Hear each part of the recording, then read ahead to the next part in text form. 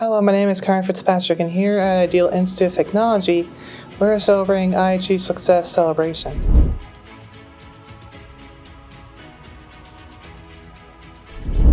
I saw Ideal as a substitute for the college I've been to before, and it really helped me out well because I am now certified in Adobe Premiere Pro and Microsoft Office.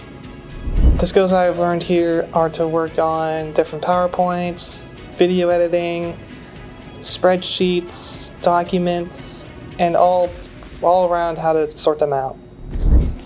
Ranking 7th in the state was not an easy task. It took a lot of motivation, a lot of hard work in the classrooms. It took a lot to get this far. But I'm really happy that I managed to get the motivation I needed, thanks to Ideal Institute. For the next 5 years, I would believe I would actually finally find, or probably just going to a job that I finally fit in, like maybe something with involving computer science. To all the graduates this year, no matter how grim it looks, I believe that it's always possible for another chance.